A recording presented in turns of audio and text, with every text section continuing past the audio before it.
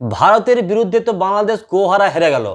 এখন বাংলাদেশের ইমন তালুকদার এই বানরটা কবে ন্যাড়া হবে? অবশেষে ইন্ডিয়া যদি বাংলাদেশকে প্রথম টেস্টে হারাতে পারে, আমি আমার মাথা একদম নেড়া করে ফেলব। এই ইমন তালুকদার এই বানরটা বারবার সোশ্যাল মিডিয়ায় এসে ভারতকে নিয়ে উল্টা পাল্টা মন্তব্য করে। কখনো বলে আইসিসি চোর, কখনো বলে ভারত চোর, কখনো বলে ভারতের আম্পায়ার চোর। এই সমস্ত উল্টাপাল্টা মন্তব্য বারবার করে এই ইমন তালুকদার। এই একটা বানর, এই একটা বলদ। এই বলদ কি বলেছিল ভারত বাংলাদেশ টেস্টের আগে? যে ভারতের কাছে বাংলাদেশ কখনোই হারতে পারে না প্রথম টেস্টে। যদি ভারত বাংলাদেশকে প্রথম টেস্টে হারিয়ে দেয় তাহলে এই বানরটা, এই বলদটা ন্যাড়া হয়ে যাবে। আর এখন যখন ভারত বাংলাদেশকে গোহারা হারিয়ে দিয়েছে, যখন ভারত বাংলাদেশকে সকাল সকাল 234 রানে অল আউট করে দিয়ে 280 রানে বিশাল মার্জিনে জয়লাভ করেছে, তা সত্ত্বেও এই বানরটা, এই বলদটা, এই ইমন তালুকদার ন্যাড়া হচ্ছে না। এখন বাহানা করছে।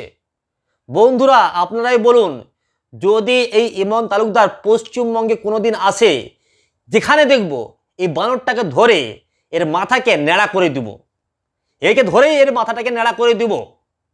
এবং এ যদি ভারতে না আসে ভয়ে, তাহলে আমরা ভিসা নিয়ে যাব বাংলাদেশে এবং বাংলাদেশে গিয়ে এই ইমন তালুকদার এই বলদটাকে ধরবো। তারপর একে ধরে এর মাথা ন্যাড়া করে দিব। মাথা ন্যাড়া করার পর এর মুখে চুনকালি লাগাবো। চুনকালি লাগিয়ে বাংলাদেশ থেকে একটা গাধা ধরে নিয়ে আসবো। সে গাধার পিঠে বসাবো এই ইমন তালুকদারকে, এই বলদটাকে বসিয়ে গোটা বাংলাদেশে একে ঘোরাবো। তাহলে আমাদের ভারতীয়দের শান্তি হবে। কারণ এ ভারতকে নিয়ে অনেক উল্টাপাল্টা বারবার মন্তব্য করে সোশ্যাল মিডিয়ায়, যেটা আমাদের সহ্য হচ্ছে না। দেখুন, বাংলাদেশকে ভারত গোহারা হারিয়ে দিয়েছে। ভারত বাংলাদেশকে 234 রানে অল আউট করে দিয়েছে এবং 280 রানের বড় মার্জিনে জয়লাভ করেছে। যেখানে আর অশ্বিন নিয়েছেন 6টি উইকেট 88 রান দিয়ে, রবীন্দ্র জাদেজা নিয়েছেন 3টি উইকেট, জসপ্রীত বুমরা নিয়েছেন 1টি উইকেট। এবং বাংলাদেশের ব্যাটসম্যানরা ভারতীয়দের কাছে দাঁড়াতেই পারেনি, ভারতীয় বোলারদের কাছে দাঁড়াতেই পারেনি। আর এরা বড় বড় কথা বলে, এরা খেলতে জানে না, এমনকি এরা ফিল্ডিং সাজাতেও জানে না। আমাদের ভারতে উইকেট কিপার ঋষভ পান্ত এদিকে বলে দিচ্ছে যে ভাই এদিকে ফিল্ডিং দে, এদিকে একটা ফিল্ডারকে আন, তোরা তো ফিল্ডিং দিতে জানিস না, কীভাবে ফিল্ডিংটা করতে হয় সেটাই জানিস না তোরা।